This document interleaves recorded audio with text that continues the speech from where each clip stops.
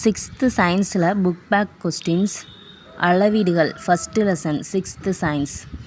ஒரு மரத்தின் சுற்றளவை அளவிட பயன்படுவது அளவு நாடா? ஒரு மரத்தின் சுற்றளவை அளவிட பயன்படுவது அளவு நாடா? 7 மீட்டர் என்பது 700 சென்டிமீட்டர். 7 மீட்டர் என்பது 700 சென்டிமீட்டர். ஒரு அளவை அளவிடும் முறைக்கு அளவீடு என்று பெயர். ஒரு அளவை அளவிடும் முறைக்கு அளவீடு என்று பெயர்.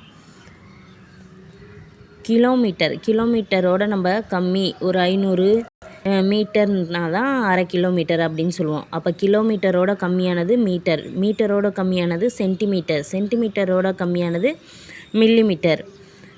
அளவுகோலை பயன்படுத்தி நீளத்தை அளவிடும்போது உனது கண்ணின் நிலை அளவிடும் புள்ளிக்கு மேலே செங்குத்தாக இருக்க வேண்டும். அளவுகோலை பயன்படுத்தி நீளத்தை அளவிடும்போது உனது கண்ணின் நிலை அளவிடும் புள்ளிக்கு மேலே செங்குத்தாக இருக்க வேண்டும். சரியா தவறா? நிறையை 126 கிலோகிராம் கிலோகிராம் என்று கூறுவது சரியே. ஒருவரின் மார்பளவை அளவுகோல் பயன்படுத்தி அளவிட முடியும். தவறு. நிறையை கிலோகிராம் என்று கூறுவது சரியே சரி. ஒருவரின் மார்பளவை அளவுகோலை பயன்படுத்தி அளவிட முடியும். தவறு. அளவு நாடாவை பயன்படுத்தி தான் அளவிடலாம். 10 மில்லிமீட்டர் என்பது 1 சென்டிமீட்டர் ஆகும். முழம் என்பது நீளத்தை அளவிடும் நம்பத்தகுந்த முறையாகும். தவறு. முழம் நம்பத்தகுந்த முறை கிடையாது.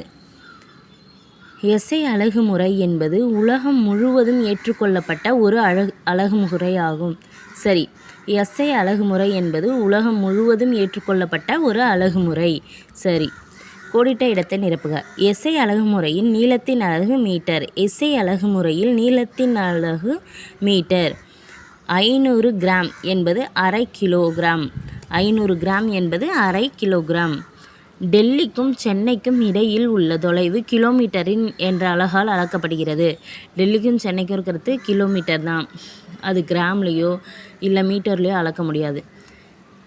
ஒரு மீட்டர் 100 சென்டிமீட்டர் என அளவிடப்படுகிறது. ஒரு மீட்டர் 100 சென்டிமீட்டர் என அளவிடப்படுகிறது. 5 கிலோகிராம் 5000 மீட்டர். 5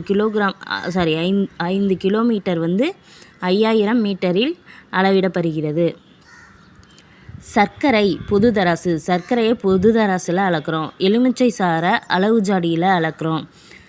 மனிதனின் உயரம் சென்டிமீட்டரிலும் கூர்மையான பென்சிலின் முனையின் நீளம் மில்லிமீட்டரிலும் அளக்கப்படுகிறது. பால் பருமனிலும் காய்கறி எடையிலும் அளக்கப்படுகிறது.